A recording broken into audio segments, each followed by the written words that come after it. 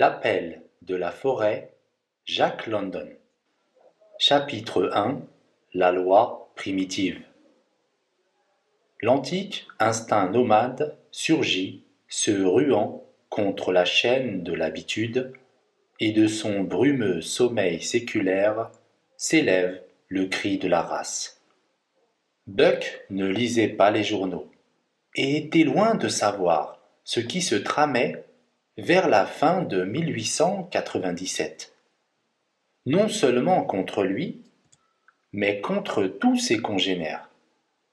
En effet, dans toute la région qui s'étend du détroit de Puget à la baie de San Diego, on traquait les grands chiens à longs poils, aussi habiles à se tirer d'affaire dans l'eau que sur la terre ferme.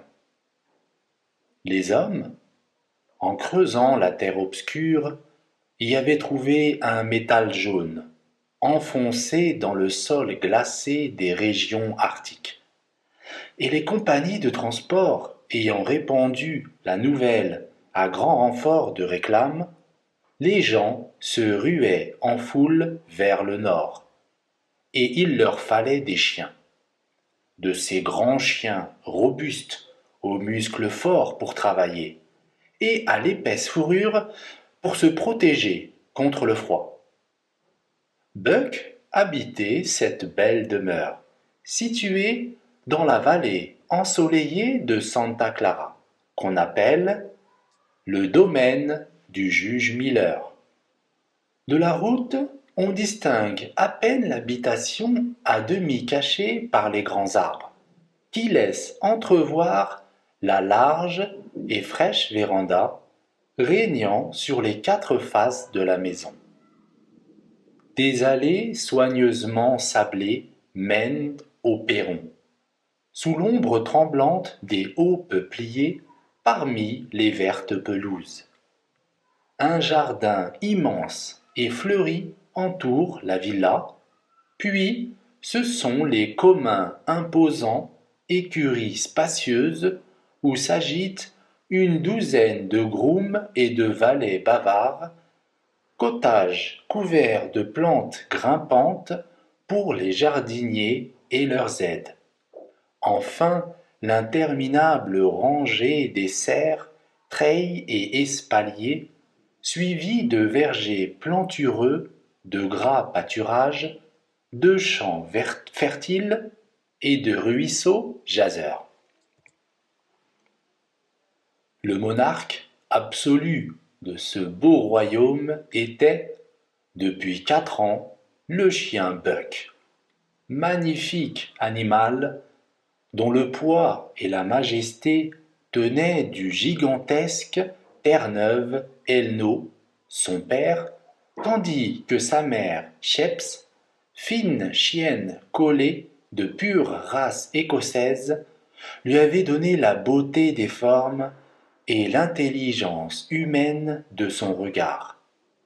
L'autorité de Buck était indiscutée.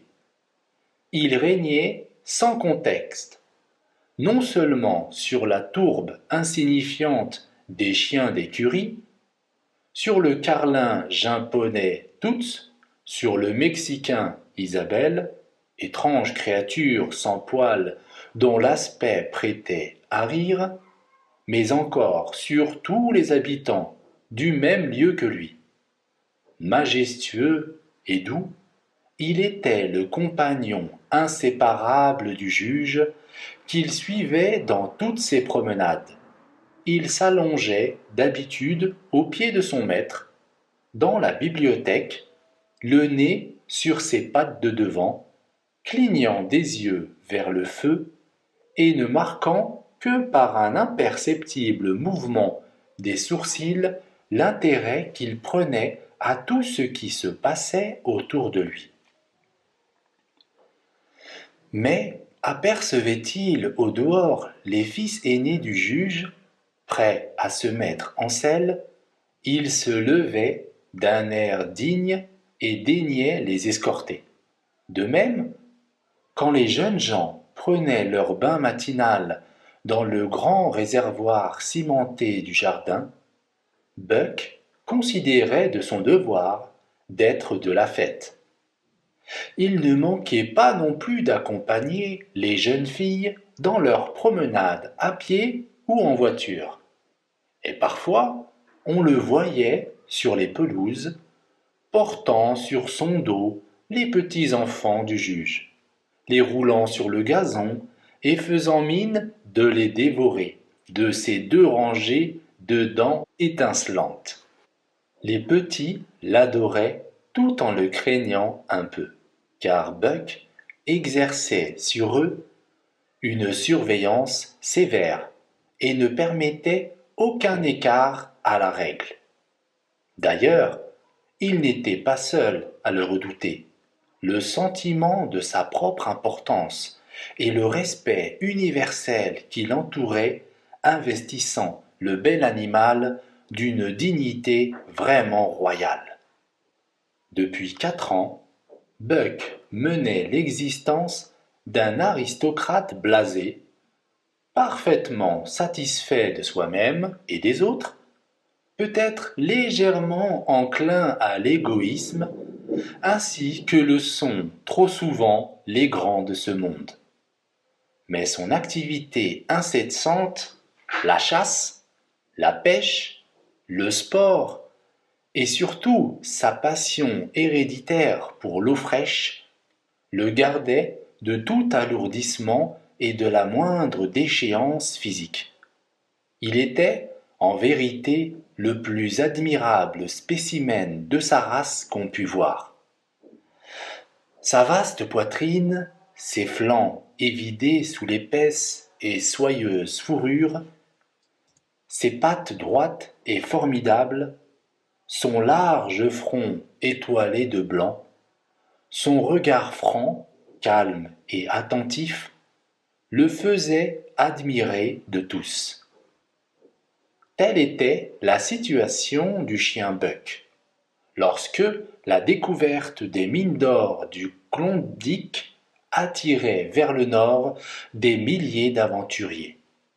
Tout manquait dans ces régions neuves et désolées, et pour assurer la subsistance et la vie même des immigrants, on dut avoir recours aux traîneaux attelés de chiens, seuls animaux de trait capables de supporter une température arctique. Buck semblait créé pour jouer un rôle dans les solitudes glaciées de l'Alaska. Et c'est précisément ce qui advint, grâce à la trahison d'un aide-jardinier. Le misérable Manoel avait pour la loterie chinoise une passion effrénée. Et ses gages étant à peine suffisants pour assurer l'existence de sa femme et de ses enfants, il ne recula pas devant un crime pour se procurer les moyens de satisfaire son vice.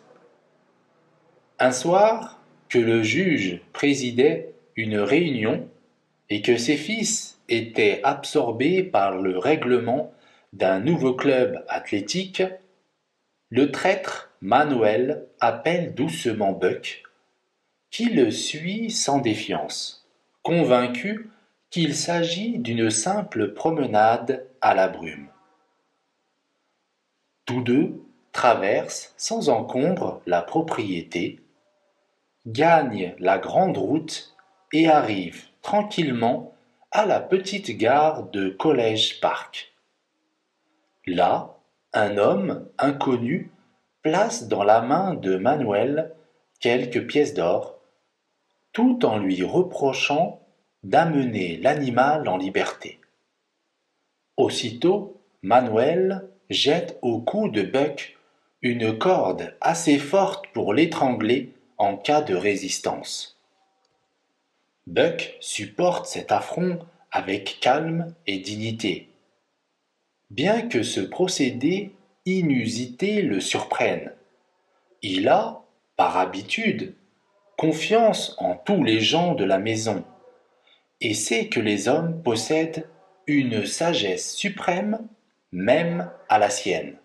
Toutefois, quand l'étranger fait mine de prendre la corde, Buck manifeste par un profond grondement de déplaisir qu'il éprouve. Aussitôt la corde se resserre, lui meurtrissant cruellement la gorge et lui coupant la respiration. Indigné, Buck se jette sur l'homme. Alors celui-ci donne un tour de poignet vigoureux, la corde se resserre encore, furieux, surpris, la langue pendante, la poitrine convulsée, Buck se tord impuissant, ressentant plus vivement l'outrage inattendu que l'atroce douleur physique.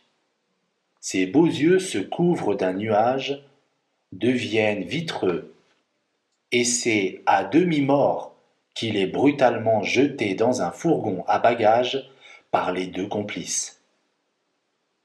Quand Buck revient à lui, tremblant de douleur et de rage, il comprit qu'il était emporté dans un train, car ses fréquentes excursions avec le juge lui avaient appris à connaître ce mode de locomotion. Ses yeux, en s'ouvrant, exprimèrent la colère et l'indignation d'un monarque trahi. Soudain, il aperçoit à ses côtés l'homme auquel Manuel l'a livré. Bondir sur lui, ivre de rage, est l'affaire d'un instant. Mais déjà la corde se resserre et l'étrangle. Pas sitôt, pourtant, que les mâchoires puissantes du molosse n'aient eu le temps de se refermer sur la main brutale, la broyant jusqu'à l'os. Un homme d'équipe accourt au bruit. Cette brute a des attaques d'épilepsie, fait le voleur, dissimulant sa main ensanglantée sous sa veste. On l'emmène à San Francisco, histoire de le faire traiter par un fameux vétérinaire.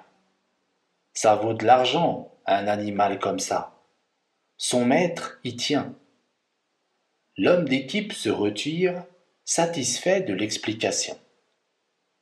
Mais quand on arrive à San Francisco, les habits du voleur sont en lambeaux, son pantalon pend, déchiré à partir du genou, et le mouchoir qui enveloppe sa main est teint d'une pourpre sombre. Le voyage, évidemment, a été mouvementé. Il traîne Buck à demi-mort jusqu'à une taverne louche du bord de l'eau, et là, tout en examinant ses blessures, il ouvre son cœur au cabaretier. Sacré animal! En voilà un enragé, grommelle-t-il en avalant une copieuse rasade de gin. 50 $ pour cette besogne-là. Par ma foi, je ne recommencerai pas pour 1000. 50 fait le patron. Et combien l'autre a-t-il touché? Il n'a jamais voulu lâcher cette sale bête pour moins de 100, grogne l'homme. 150?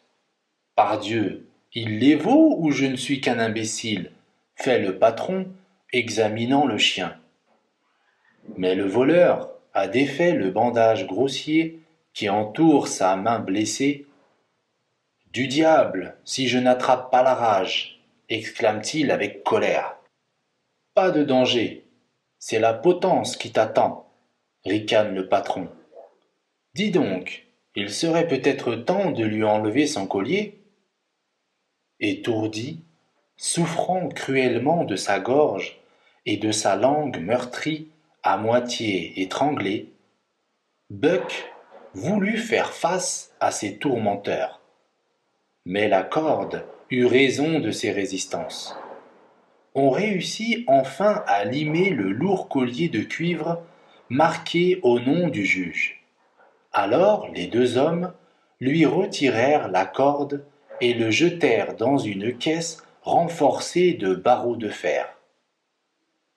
Il y passa une triste nuit, ressassant ses douleurs et ses outrages. Il ne comprenait rien à tout cela. Que lui volaient ces hommes? Pourquoi le maltraitaient-ils ainsi? Au moindre bruit, il dressait les oreilles, croyant voir paraître le juge ou tout au moins un de ses fils. Mais lorsqu'il apercevait la face avinée du cabaretier ou les yeux louches de son compagnon de route, le cri joyeux qui tremblait dans sa gorge se changeait en un grognement profond et sauvage. Enfin, tout se tut. À l'aube, 4 individus de mauvaise mine vinrent prendre la caisse qui contenait Buck et la placèrent sur un fourgon. L'animal commença par aboyer avec fureur contre ces nouveaux venus. Mais s'apercevant bientôt qu'il se riait de sa rage impuissante, il alla se coucher dans un coin de sa cage et y demeura farouche, immobile et silencieux. Le voyage fut long. Transbordé d'une gare à une autre, passant d'un train de marchandises à un express, Buck traversa à toute vapeur une grande étendue de pays. Le trajet dura 48 heures. De tout ce temps, il n'avait ni bu ni mangé. Comme il ne répondait que par un grognement sourd aux avances des employés du train, ceux-ci se vengèrent en le privant de nourriture. La faim ne le tourmentait pas autant que la soif cruelle qui desséchait sa gorge, enflammée par la pression de la corde. La fureur grondait en son cœur et ajoutait à la fièvre ardente qui le consumait. Et la douceur de sa vie passée rendait plus douloureuse sa condition présente. Buck, réfléchissant en son âme de chien à tout ce qui lui était arrivé en ces 2 jours pleins de surprises et d'horreur, sentait croître son indignation et sa colère augmentée par la sensation inaccoutumée de la faim qui lui tenaillait les entrailles. Malheur au premier qui passerait à sa portée en ce moment. Le juge lui-même aurait eu peine à le reconnaître en cet animal farouche, le débonnaire compagnon de ses journées paisibles. Quant aux employés du train, ils poussèrent un soupir de soulagement en débarquant à Seattle la caisse contenant la bête fauve. 4 hommes, l'ayant soulevée avec précaution, la transportèrent dans une cour étroite et noire, entourée de hautes murailles, et dans laquelle se tenait un homme court et trapu, la pipe aux dents, le buste pris dans un maillot de laine rouge aux manches roulées au-dessus du coude. Devinant en cet homme un nouvel ennemi, Buck, le regard rouge, le poil hérissé, l'écrou visible sous la lèvre retroussée, se rua contre les barreaux de sa cage avec un véritable hurlement. L'homme eut un mauvais sourire. Il posa sa pipe, et s'étant muni d'une hache et d'un énorme gourdin, il se rapprocha d'un pas délibéré. « Dis donc, tu ne vas pas le sortir, je pense » s'écria un des porteurs en reculant. « Tu crois ça? Attends un peu » fit l'homme, insérant d'un coup sa hache entre les planches de la caisse. Les assistants se hâtèrent de se retirer et reparurent au bout de peu d'instants, perchés sur le mur de la cour en bonne place pour voir ce qui allait se passer. Lorsque Buck entendit résonner les coups de hache contre les parois de sa cage, il se mit debout et mordant les barreaux, frémissant de colère et d'impatience, il attendit. « À nous deux, l'ami, tu me feras les yeux doux tout à l'heure. grommela l'homme au maillot rouge. Et, dès qu'il eut pratiqué une ouverture suffisante pour livrer passage à l'animal, il rejeta sa hache et se tint prêt, son gourdin bien en main. Buck était méconnaissable, l'œil sanglant, la mine hagarde et farouche, l'écume à la gueule, il se rua sur l'homme pareil à une bête enragée. Mais au moment où ses mâchoires de fer allaient se refermer en étau sur sa proie, un coup savamment appliqué en plein crâne le jeta à terre. Ses dents s'entrechoquent violemment, mais se relevant d'un bond, il s'élance plein d'une rage aveugle. De nouveau, il est rudement abattu. Sa rage croît. 10 fois, 20 fois, il revint à la charge. Mais à chaque tentative, un coup formidable, appliqué de main de maître, arrête son élan. Enfin, étourdi, hébété, Buck demeure à terre, haletant. Le sang dégoutte de ses narines, de sa bouche, de ses oreilles. Son beau poil est souillé d'une écume sanglante. La malheureuse bête sent son cœur généreux prêt à se rompre de douleur et de rage impuissante. Alors l'homme fait un pas en avant et froidement, délibérément, prend à 2 mains son gourdin. Il assène sur le nez du chien un coup terrible. L'atroce souffrance réveille Buck de sa torpeur. Aucun des autres coups n'avait égalé celui-ci. Avec un hurlement fou, il se jette sur son ennemi. Mais sans s'émouvoir, celui-ci empoigne la gueule ouverte et broyant dans ses doigts de fer la mâchoire inférieure de l'animal.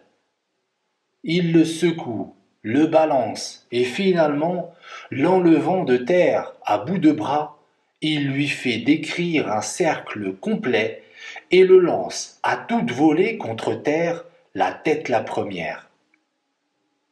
Ce coup, réservé pour la fin, lui assure la victoire. Buck demeure immobile, assommé. Hein? Crois-tu qu'il n'a pas son pareil pour mater un chien? Crient les spectateurs enthousiasmés. Ma foi, dit l'un d'eux en s'en allant, j'aimerais mieux casser des cailloux tous les jours sur la route et 2 fois le dimanche que de faire un pareil métier. Cela soulève le cœur. Buck, peu à peu, reprenait ses sens, mais non ses forces. Étendu à l'endroit où il était venu s'abattre, il suivait d'un œil atone tous les mouvements de l'homme au maillot rouge. Celui-ci se rapprochait tranquillement. Eh bien, mon garçon, fit-il avec une sorte de rude enjouement, comment ça va-t-il? Un peu mieux, hein?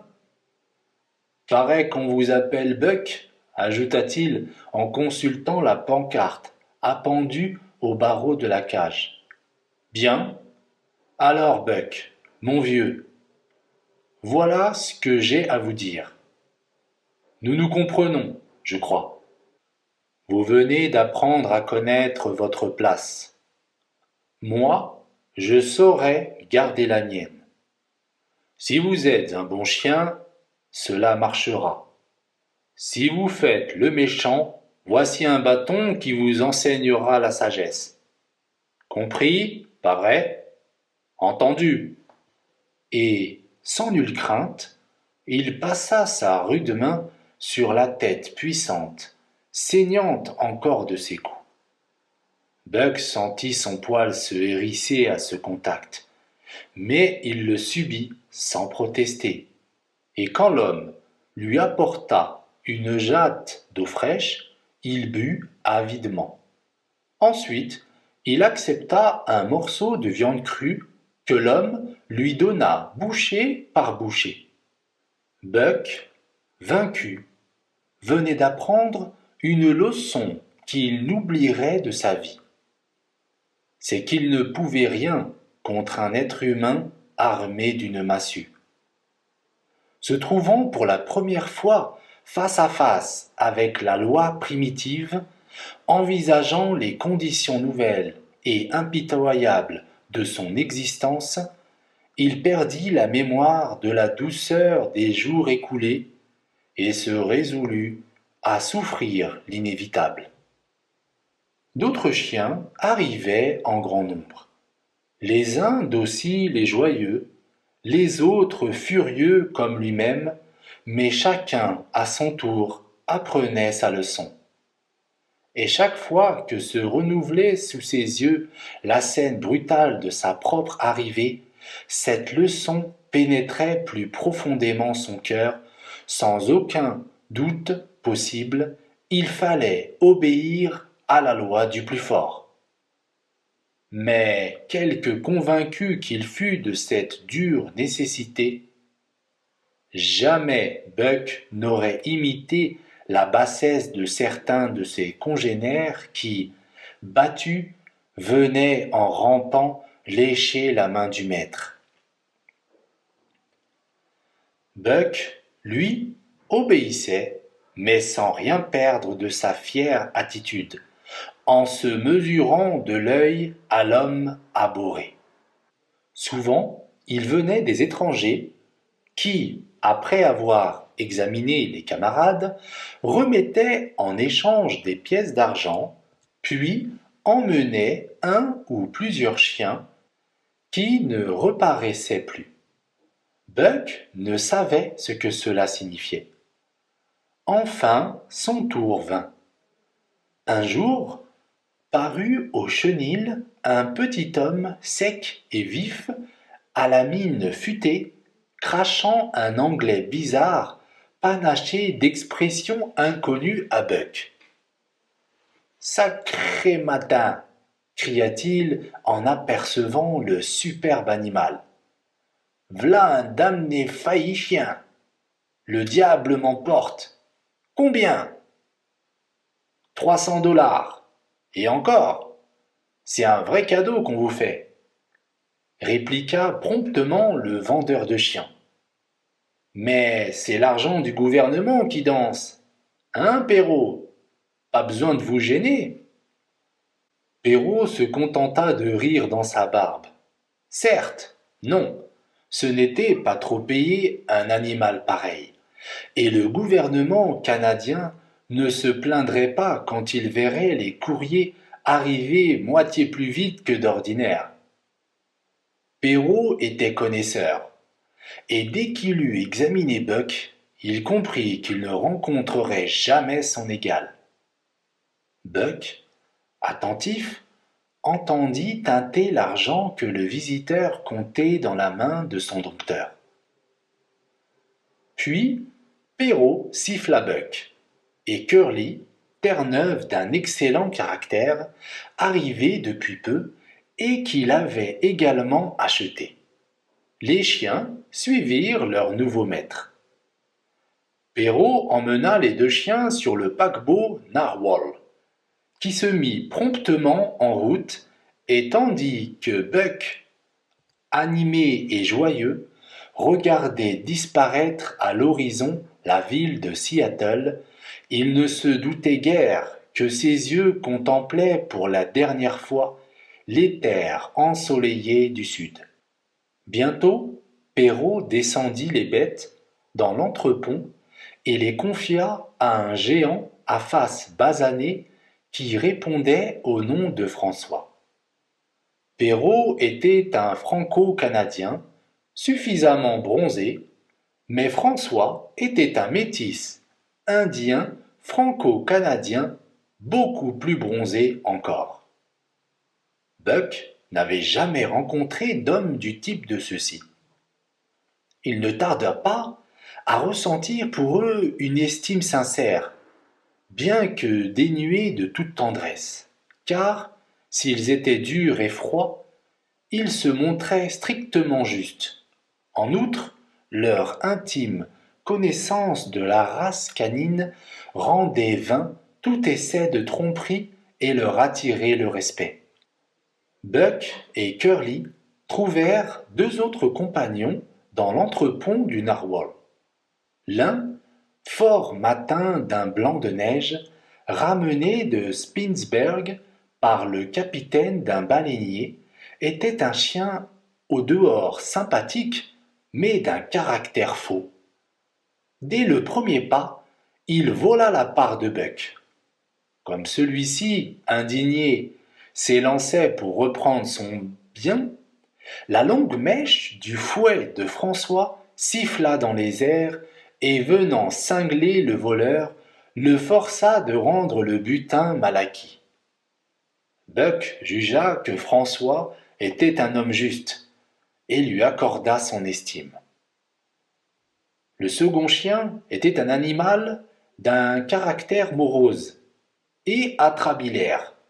Il sut promptement faire comprendre à Curly, qui multipliait les avances, sa volonté d'être laissé tranquille.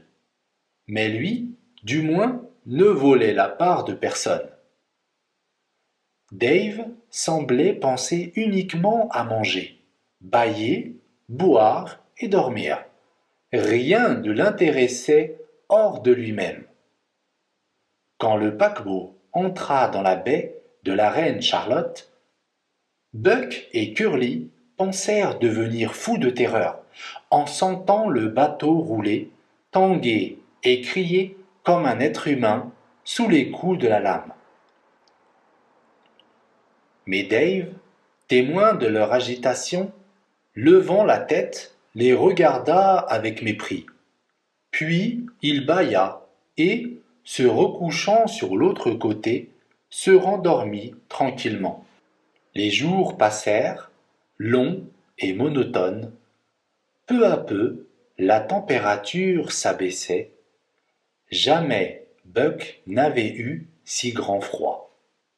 Enfin, l'hélice se tut, et le navire demeura immobile. Mais aussitôt, une agitation fébrile s'empara de tous les passagers. François accoupla vivement les chiens et les fit monter sur le pont. On se bousculait pour franchir la passerelle. Et tout à coup, Buck se sentit enfoncé dans une substance molle et blanche, semblable à de la poussière froide et mouillée. Il recula en grondant. D'autres petites choses blanches tombaient et s'accrochaient à son poil. Intrigué, il en happa une au passage et demeura surpris. Cette substance blanche brûlait comme le feu et fondait comme l'eau. Et les spectateurs de rire. Buck était excusable pourtant de manifester quelque surprise en voyant de la neige pour la première fois de sa vie.